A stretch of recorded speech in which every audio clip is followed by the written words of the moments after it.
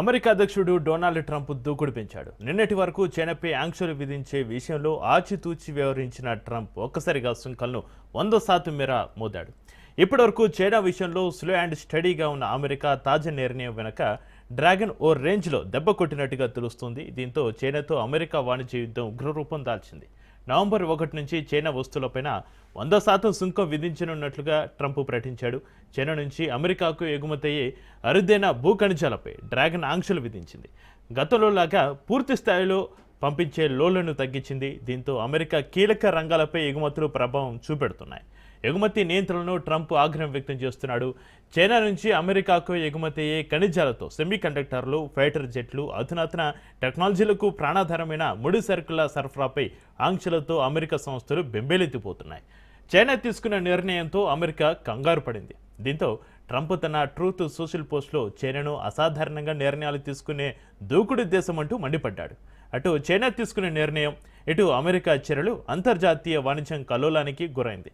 China మరిన్ని నియంత్రణలు అమలు చేస్తే ఈ సుంకాలు తక్షణమే అమల్లోకి వస్తాయని కూడా ట్రంప్ హెచ్చరించాడు. అరుదైన భూమి ఖనిజాల నుంచి గ్లోబల్ మార్కెట్ల వరకు ట్రంప్ ఒక్క నిర్ణయం ప్రపంచ వాణిజ్య సమీకరణాలను మార్చేస్తోంది.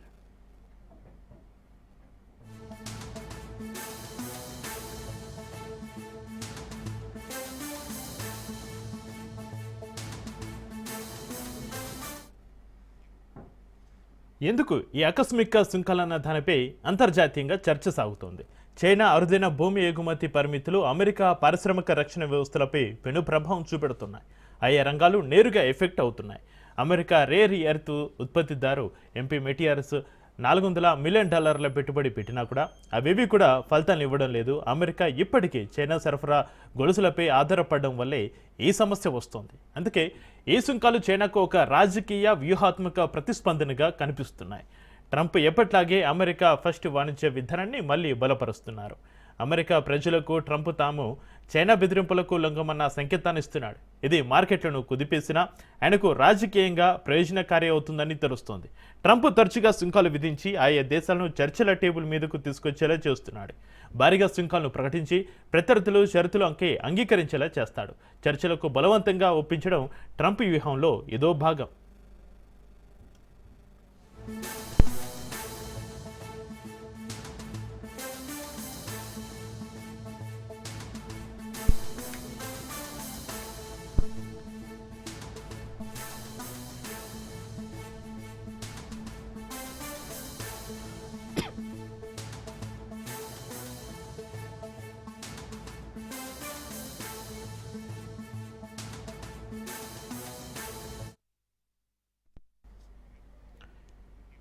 ట్రంప్ నిర్ణయం ప్రపంచ ఆర్థిక వ్యవస్థపైన ప్రభావం చూపెడుతున్నాయి. ఆర్థికంగా కల్లోలం రేపుతున్నాయి. ట్రంప్ ప్రకటన తర్వాత ప్రపంచ మార్కెట్లు కుదేలయ్యాయి.